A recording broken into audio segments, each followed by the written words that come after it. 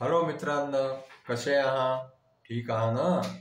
आज की नाही मी तुम्हाला एका व्यापाऱ्याची आणि त्याच्या नोकराची गोष्ट सांगणार आहे. एकदा काय झालं माहितीये का?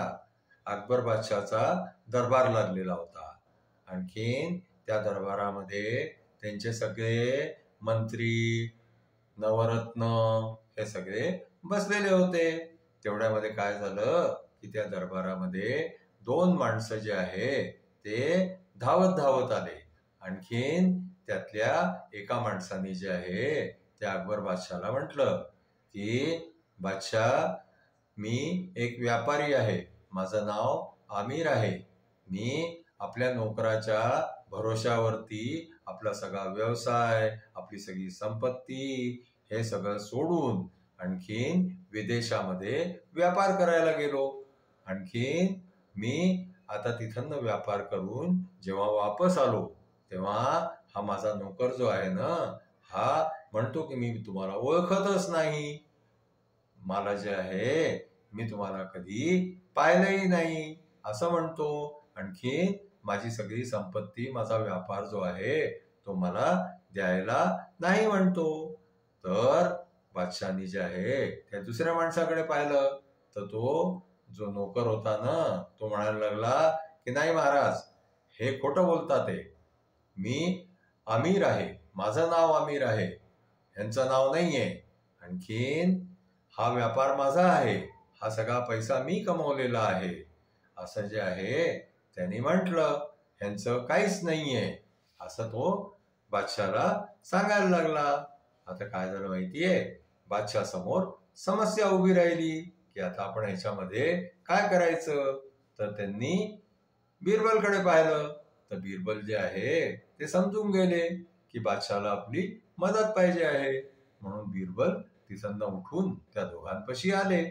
आणखीन ते त्या माणसाला म्हणायला लागले की मला जे आहे ते लोकांच्या मनातल्या सगळ्या गोष्टी कळतात.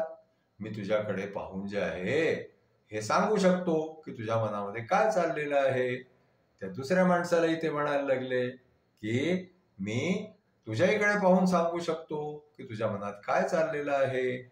आणखीन बिरबलनी जे आहे ते लक्ष देऊन त्या नोकराकडे पाहिलं आणि त्या मालकाकडेही पाहिलं. आणि नंतर मग जे आहे ते बिरबलनी काय केलं की आपल्या सैनिकाला तलवार घेऊन बोलवलं. आणखीन त्यांनी सैनिकाला सांगितलं की ह्याच्यापैकी जो कोणी चोर आहे त्याला जे आहे त्याचा गळा तू कापून टाक. आता काय झालं की त्या सैनिकाला तर काही माहिती नव्हतं. तर जसं तो सैनिक त्या नोकराकडे जायला लागला तसं नोकर एकदम मनातून घाबरला, कारण तो तर खोटच बोलून राहिला होता. तो एकदम घाबरला. आणखीन तो पळत पळत जे आहे ते अकबर बादशाहकडे गेला आणि अकबर बादशाहच्या पाया पडून म्हणायला लागला की बादशाह, मला वाचवा, मी खोटं बोललो होतो. आता जे आहे ते पूर्ण दरबारातले लोक विचार करू लागले. त्यांना आश्चर्य वाटलं की अरे, या चोरांनी जे आहे ते आपण खोटं बोललो आहे हे कसं कबूल केलं, कोणाला काही कळे ना. मग जे आहे ते बिरबल म्हणायला लागले की मी त्याला सांगितलं की त्याच्या मनातलं मला कळतं. म्हणून त्यांनी जे आहे ते जेव्हा तलवार घेऊन सैनिक त्याच्याकडे गेला त्याला असं वाटलं की आता आपण मरणार.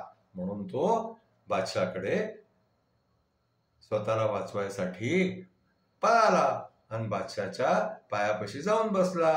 आता पहा, खोटं बोलणारा मनुष्य मिळाला की नाही. आता ही सगळी संपत्ती जी आहे ती त्या जो मालक आहे आमिर त्याला जे आहे ती सगळी मिळून जाणार आहे. हे सगळं पाहून जे आहे ते अकबर बादशाह जे आहे ना ते तोंडातल्या तोंडामध्ये हसून लागले. आणखीन ते बिरबलच्या बुद्धिमत्तेवरती खूप प्रसन्न झाले आणि त्यांनी जे आहे ते बिरबलची तारीफ केली. अशा प्रकारे आमची आजची गोष्ट जी आहे ती इथेच संपली. आमची गोष्ट तुम्हाला आवडली असल्यास तुम्ही आमच्या चॅनलला लाईक करा, शेअर करा, सबस्क्राईब करा. थँक्यू.